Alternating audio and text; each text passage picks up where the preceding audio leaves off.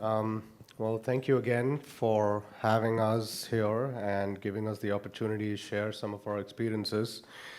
The talk was supposed to be more on my top three challenging cases, but I realized that this case in and by itself was more challenging than three challenging cases. So I decided to show you just one and share this and talk a little bit about what my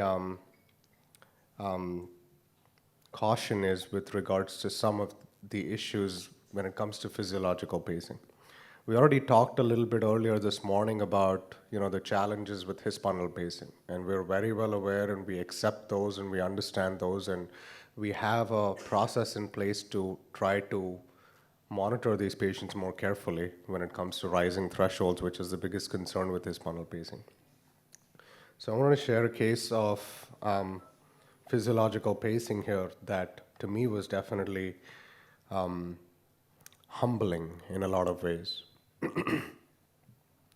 So this is a 71-year-old gentleman, past medical history of hypertension, DVTs in the past, and was on anticoagulation, but is now off it.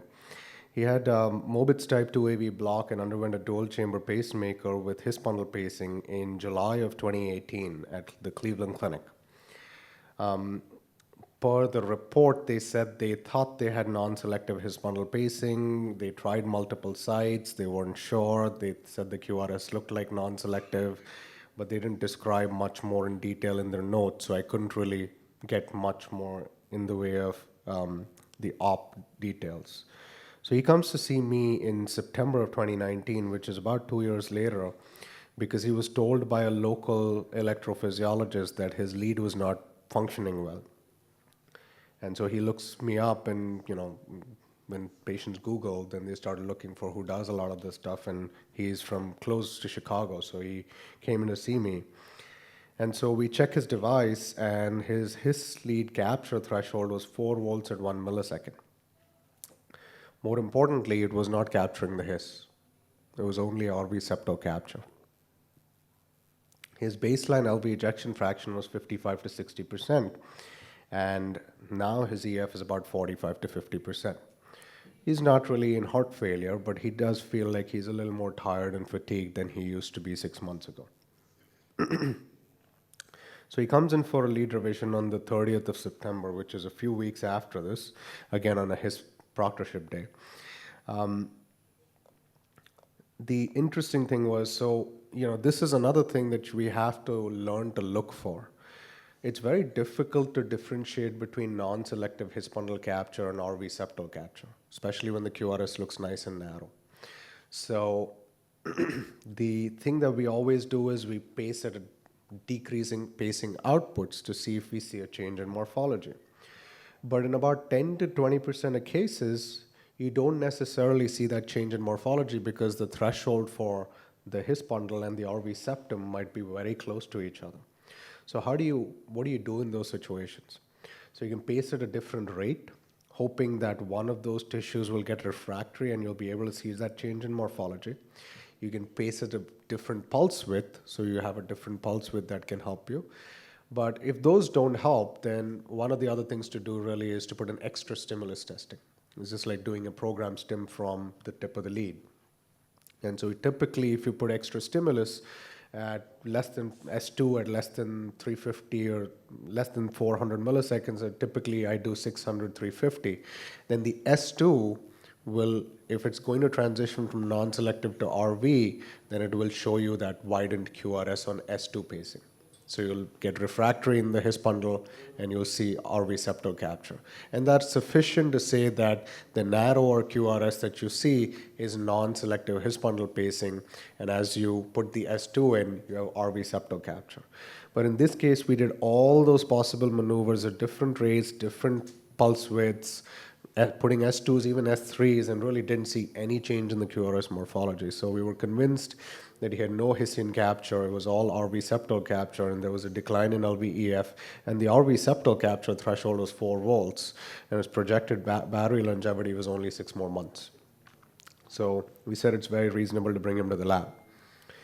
The other thing is there are some patients that don't have a clue of what you do, And there are others that actually study everything you do very well. This guy is an engineer, and he really understood conduction system pacing. He knew what his bundle pacing was, he knew what left bundle branch pacing was, and he really believed strongly that this was the answer to preventing heart failure for him in the future. So again, this was the ECG.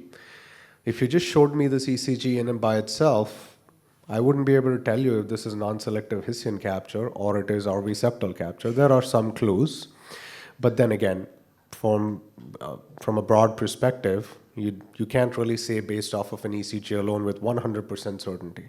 So that's why we want to do all that our due diligence possible. So this is what he had. He presented in clinic to see me with. So now he comes in, he has a really good result. He has intraHisian disease. He gets a His lead implanted. I told him we'll start with a His. If we find a good spot on the His with a good result, we'll accept it. Otherwise, we'll go with left bundle branch pacing. We found a threshold of 0.5 volts at 1 millisecond. And we paced at faster rates. We did our due diligence. Everything went really well. So we said, this looks fine. No reason to go intraseptal pacing just yet. So his lead with RV septal capture, he undergoes revision. He had right bundle branch block at baseline, non-selective with right bundle branch recruitment up to 1 volt, and then selective without recruitment all the way down to 0.5. So the threshold was 0.6. So good result, did really well. Next morning, he's getting up to go to the bathroom and the lead dislodges. This was my first lead dislodgement in 300 His bundle pacing cases. And I want to make sure that I present this. So his lead dislodged, and the interesting thing about this is on X-ray, things looked fine. The slack was not down, everything looked okay. I went to see him, like I always do before I go on my morning rounds. Went to see him, my nurse was checking his device, I looked at the ECGs, everything looked exactly the same as it did in the lab. And then 20 minutes later, I get a call saying, no, his heart rate is 40. I was like, come on, someone didn't look at tele right. They don't know what they're talking about. I just looked at everything. It was great. And truly, his heart rate was 35 to 40 because the lead stopped capturing. His underlying escape came through. So we took him to the lab, and I'm like, okay, I'm not taking a chance with his bundle pacing. We generally, for his bundle pacing lead revisions, we move on to either a distal location or to left bundle branch pacing. Again, I was like, I didn't do the original implant, so maybe I'll try the His again. My bad. So anyways, so we get a good result, non-selective left bundle branch pacing to selective left bundle branch pacing at about 1.2, 1.3, and total loss at 0.5 volts at 0.4. His LV activation time, 65 milliseconds. We did have the potential to ventricular interval of 24 milliseconds, R waves of 14, impedance of 550. His impedance trends were really pretty standard. Started around 650, went up to 900, settled in around 550, around 750, and then slowly came down to 550. So 550 was the final number a few hours later or post-op day 1. Does well, post-op day 1, X-ray looks great, he feels great, he goes home. This was his post-implant X-ray. Here's the lead in the left lateral projection, nicely sitting into the septum. You can see it's pointing posteriorly, so it's actually getting into the septum. This doesn't project very well in this view, unfortunately. Post-op day 18, I get a phone call. I was at APHRS at the time. I get a phone call that he is not feeling well. He feels like his symptoms are back. He's dizzy, he's lightheaded. And so he goes to the local emergency room. So he lives 2-3 hours away. So I have our Medtronic reps reach out to the local rep there, and I say, call him, tell him to go check it, and tell him to call me. I need to talk to them. Because not everyone knows how to check these devices or understand what they're looking at. So this person's not able to explain to me what's going on. They just say the threshold seems high, we can't really tell. It's capturing, I think, around 3 volts. It's losing capture. The device was programmed at 3.5 at 0.4. That's what we used to program all our left bundle branch pacing leads in the beginning. With his leads, we programmed them at 5 volts at 1 millisecond for the first 3 months. With left bundle branch pacing leads, we used to program them at 3.5 at 0.4 for the first 3 months until this case. So now everything changes. So I tell him, okay, you know what, just up the output to max and send him to my device clinic, because our nurses are much more experienced, they're very thorough, so they'll check everything and then I'll coordinate with them. So he comes in for his routine check. He's feeling fine, his leads capturing. That's his paced morphology. So you can see he has a nice QR in V1, positive across the precordium. Pretty nice left bundle branch paced morphology, okay? But the threshold's higher. It's 2.25 volts at 1 millisecond. Now, while I was traveling, so they just tell me the threshold's higher, but the morphology looks really good. So I'm like, fine, I guess maybe it is going to settle in. I don't know. We don't know if it's related to the steroid. Let's give it some time. He's already had one revision. I don't want to jump the gun here. Let's just watch this closely. The one thing they forgot to share with me was this. This was unipolar pacing. Okay, so unipolar threshold was 5 volts at 1 millisecond, and bipolar threshold was 2.25 at 1 millisecond. Now this is the value. Most people just check these devices saying threshold's fine. They probably don't even do an ECG. Okay, any guesses here?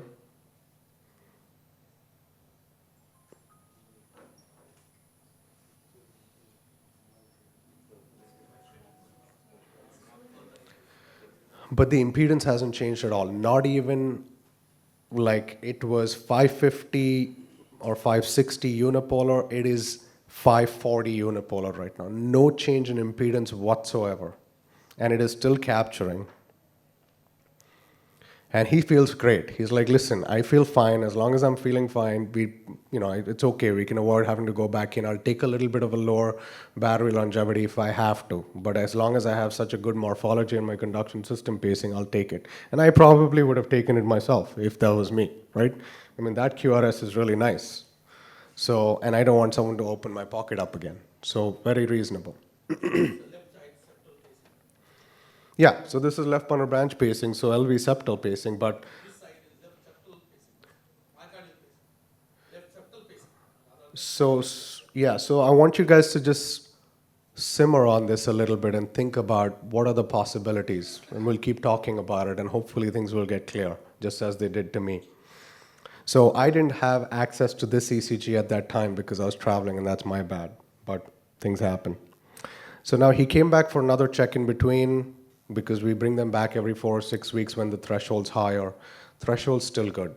Threshold was 2.5 bipolar. So this is all the information I get. Again, on a trip that I was on, I get told he came in for his check, his threshold's still stable. I said, good, fine, we'll watch it.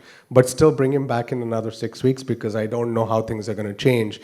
If they settle down around 2.25, 2.5, maybe we'll just accept it.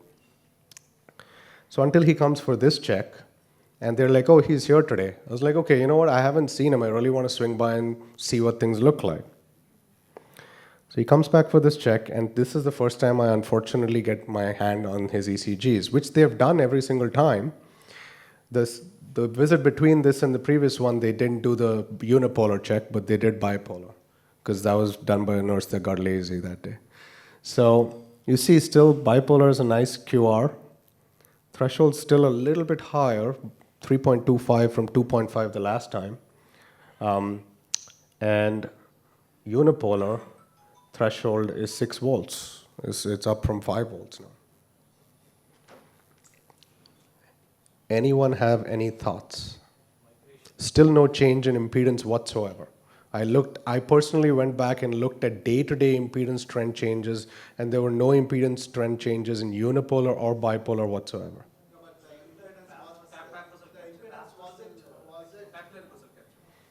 Was the impedance checked exactly at that point? The impedance. So the device gives us unipolar and bipolar impedance trends pacing. Yeah, because it does, the auto capture algorithm was set to monitor. Intermittent migration is a differential diagnosis here. And if that change in the impedance is only for a short while, it may not be recorded as a trending. Yeah, so you'd actually see spikes. If you go to day or hour to hour, around the time when he said, But if it happens for only a short while, I'm not sure whether that will also be. so you're saying it happened for a short while and then it returned back to normal? Yes. Okay. There was a thought that you guys had. Why do you say that? Impedance has not changed, so still it's somewhere in the muscle, but morphology is like pattern, if you capture the pattern position. Correct. So as soon as I saw this, I told my nurses, why didn't you guys show me this ECG? People get fooled. We'll talk about this in a second. But you're like, okay, it's wider. Maybe unipolar is capturing myocardium alone. Maybe bipolar is capturing left bundle plus myocardium. But that doesn't make sense, right? If your tip is touching the left bundle branch, why is unipolar capturing the septum? And how is bipolar suddenly capturing the left bundle if that's the case? So bipolar cannot be narrower. If anything, the reverse is possible, that unipolar is only making contact with the left bundle. But bipolar and unipolar should generally be better in terms of thresholds. We always know that with his bundle pacing, any pacing, unipolar thresholds are generally better than bipolar because the impedance on the system is better. This is the reverse.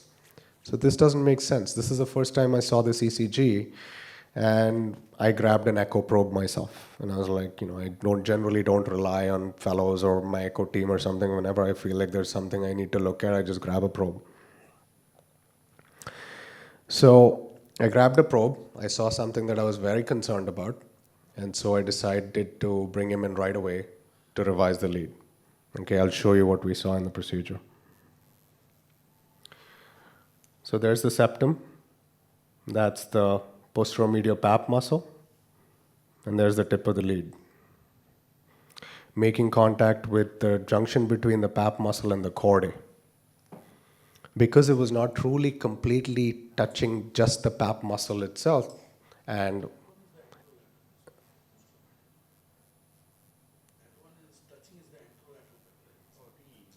no, this is TE. This is posteromedial pap muscle, just by the septum. Yeah, it's reversed.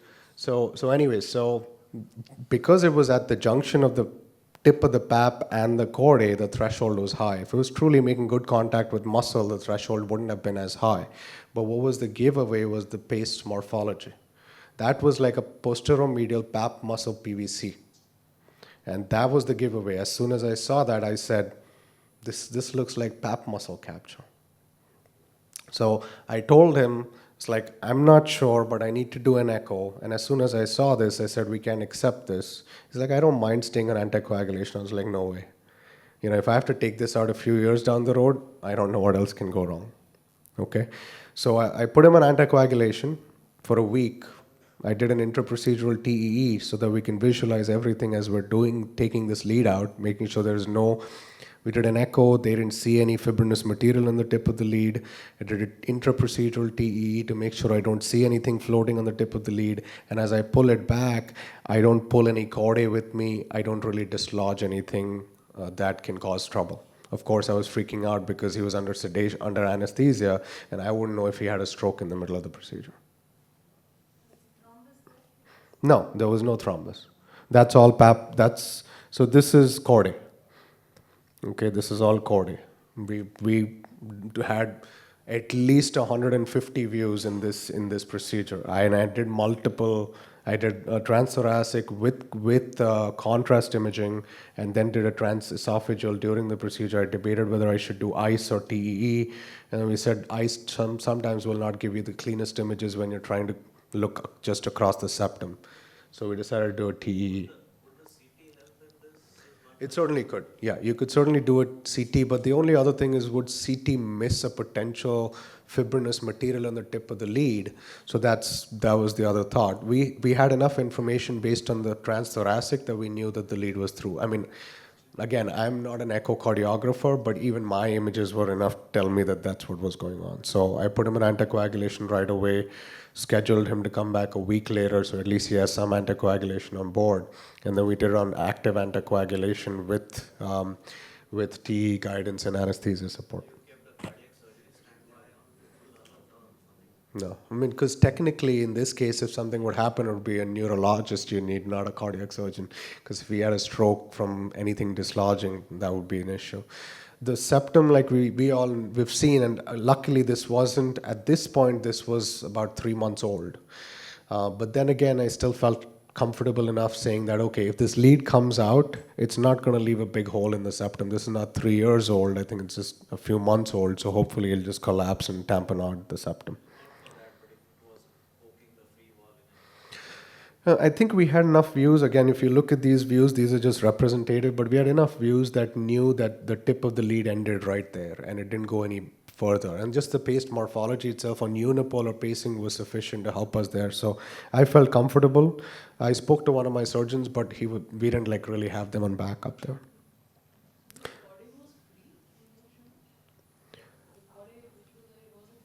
No, it's just the image makes it seem as though it is, free floating, but the cords are actually attached. So nothing was dislodged. The cords were not, damaged or anything in that sense. Correct. And it's not like we've pulled on it. Now, it could happen as I'm extracting this lead. So you could actually tear the cords. Could happen, but this is just touching the cords. So this was the lead that we just saw. This was the fluoroscopic image in LAO and RAO projection. This is intraprocedurally before we started the case. So again, you can't tell based off of this that things look bad in any way. The his bundle lead we took out. The Cleveland lead I took out, I put a new his bundle lead. Then the new his bundle lead I took out, I put a new left bundle lead. Okay. Now this is the left bundle lead I'm showing you in an RAO projection here, and you can see this is exactly what we expect it to be, pointing towards 2-3 o'clock towards the left shoulder, and in an LAO projection, this is where we anticipate the septum to be, and it's pointing right across the septum. So then we put a new lead in. Now, any normal person would say just put an RV lead and be done with this, okay? But this guy insisted that he wanted another conduction system lead. So this is his fourth lead that has gone on the conduction system, and I don't know what got into me, but I did another one.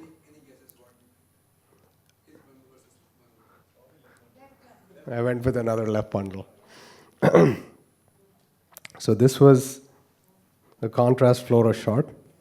This was the perforated lead. This was the septal contrast. This was the new left bundle branch lead. So after we took the old lead out, again, we observed it carefully. Like I told you, never counterclock too much. Imagine in this case, if that helix gets stuck in the chordae, so just 2 or 3 counterclockwise rotations, gentle pulls, and it comes free, and we observed that carefully on TEE. There was no change in MR, the cords were all good, everything went fine, and of course I was still pretty nervous until he woke up and he was like, hey, I feel fine. I was like, okay, good. So that was the new lead. This is, again, TEE imaging showing you where that new lead ended up. So demonstrating that it is not through. It is still on the edge of the LV endocardium. So that was the new lead implant. Okay, and again, fluoroscopically, for some reason these don't project as well, but that leads here as well. So post re-implant. So now he is a month out. He just came for his check the day I was leaving. I wanted to make sure I wasn't away this time. So his lead looks fine, and the thresholds are stable, and he's doing well. So I had a sigh of relief. But that was this case.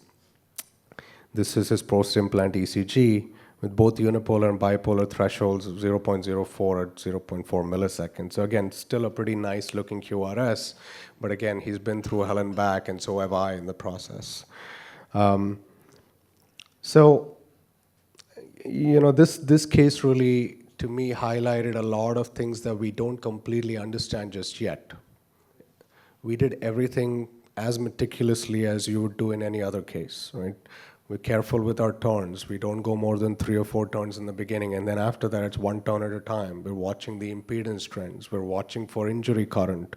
If the injury current goes away, means you could have gone through. If you lose capture from the tip, means you could have gone through. If the impedance drops too quickly, it means you could have gone through. But we still don't understand everything about these situations. So we will see these one-off cases, but you have to have a high index of suspicion, because the downside to something like this is a stroke. And that's not something that can be forgiven. So you have to have a high index of suspicion. Now, now that you've seen this case, you will always think about something like this if the threshold suddenly goes up. If this threshold just goes up, that should be a red alert. Let me look at unipolar, let me look at bipolar, let me see what the morphology looks like, and then maybe get an echo. Those are all things I would do in a scenario like this with left bundle branch pacing. Not that I'm trying to tell you don't do these, but if you're doing anything that still is, I'm not saying experimental, but still is pretty, like I said, it's just 2 years old, and it's been done by a group of experts that have, again, only done maybe at the most a couple hundred. You're going to start hearing about these things come out as we follow these patients more carefully. So this is how you can learn from some of our experiences and say, oh, I heard this case, let me see if this is what is happening in my patient. And hopefully it is not the case, but this is one of those reminders. So we have an abstract that we're presenting at HRS this year, which is sort of a little bit of a cautionary tale. And maybe it's just me. Maybe in the hands of Santosh, all these patients do really well, and in the hands of Shanmuga, it's really good. I just don't know what the right answer is. Maybe I'm doing something wrong, and I'll be the first one to admit it if that is the case, because I want to learn and do things right for my patients. So we looked at our series of patients. We now have 55. Since we started doing these systematically and prospectively watching every single one. We probably did 5 or 6 of these when we first heard, but we were still not sure if we had all the criteria fulfilled for left bundle branch pacing. So we've done about 55 now. And this is the breakdown of the type of devices we've done. So you can see majority of them are really dual chamber pacemakers. There are a couple of them that are, there's a few of them that are CRT defibrillators, and these are patients that either did not respond to CRT therapy or, non-response to BIV, or did not narrow their left bundle branch block with his bundle pacing. And we have a couple of CRTPs, and these are patients that really already had a dual chamber pacemaker, developed a pacing-induced cardiomyopathy, and were either undergoing an AV nodal ablation or some other reason why we didn't do his bundle pacing. So these were the complications we saw. 16% incidence of complications in this small series. And again, not something that is commonly reported by a lot of the experienced operators. So it's either something that we're doing wrong, or maybe our follow-up is more meticulous and I don't know what the right answer is. So what we do in every one of our left bundle branch pacing cases is these patients come back and they get unipolar and bipolar checks with 12 lead ECGs and rhythm strips every single time they come. At 1 month, 3 months, 6 months, if they're dependent, every 6 months thereafter. So what we noticed is that we had one frank lead dislodgement, which means that the lead actually pulled out of the septum, dislodged. We're not talking about dislodgement intraprocedurally, we're talking about in follow-up, okay? That one lead dislodgement occurred 2 weeks after implant. So it was not even post-op day 1. Okay, so that was my first thought for concern, what's going on. We had RV septal capture in 4 patients. So majority of these, when I'm calling them as potential complications, I don't mean that something bad happened as a complication. I think most of us would say it's okay to accept RV septal capture, right? What's the big deal, especially if it's a pacemaker, if it's not a CRT indicated patient. So RV septal capture is okay, but it sort of is not what we set out to do, right? It's just like saying you did a his bundle pacing, but you have only RV septal capture. So that is not what you wanted for this patient. So if the lead pulls back somewhere into the middle of the septum or a few millimeters and you don't have left bundle branch capture, then that is RV septal or intraseptal capture, and that defeats the purpose of what you set out to do. So we had 4 of those cases. So those were the majority of the 16%. So don't get me wrong, it's not like 15 or 20% complication rate. I think it's probably about 4 or 5%, but there are some of these. Septal perforation, that one case I just showed you. So that's the septal perforation. And there was one patient with an increase in threshold by about a volt from the time of implant. That patient had an echo and there was nothing else going on there. And I brought him back after we learned some of these details. So truly, in terms of concerning complications, I think the two big ones I would think about is one is dislodgement, right? Especially if the patient's dependent. And the second is perforation, because that could lead to a stroke. So those are the two concerning ones. Everything else is probably okay. It's not going to harm or hurt your patient in any way. But just something that I wanted to highlight along with this case to say these patients still do need much closer follow-up until we understand what are the potential issues we could come across in these cases. And I know that there are others, Dr. Vijay has not, and I know he's very meticulous with his follow-up. I know Santosh is, I know Shanmuga is. Not everyone reports these sorts of complications or has this level of complications. So yes, one dislodgement and one perforation. So technically, those would be the only two. But if you were to see the lead pulling back to the RV septum, that it's like an increase in his lead threshold, right? We report those, so we should talk about this as well. So anyways, this was just a breakdown of why we did left bundle branch pacing, and we typically do it for three big reasons. One is the his lead threshold was high at the time of implant, so we decided to move on to left bundle branch pacing. That was the most common reason for these cases. Failed recruitment, so if you have a left bundle branch block that fails to narrow like we saw in both the cases today. His lead revision, we've only done 8 out of 300 his lead revisions now, and so all of those cases end up getting left bundle branch pacing. And other is, we've done 4 now where I've done AV nodal, where a patient that has permanent atrial fibrillation in the US, like I said, there's no major cost difference between a single or dual chamber device, so I put a his and a left bundle in all those patients. So that's why those are for. So that's really all that's really all I have to share with you guys. I just thought I'll share this data in association with the case I showed. Okay, that's all I have. Thank you.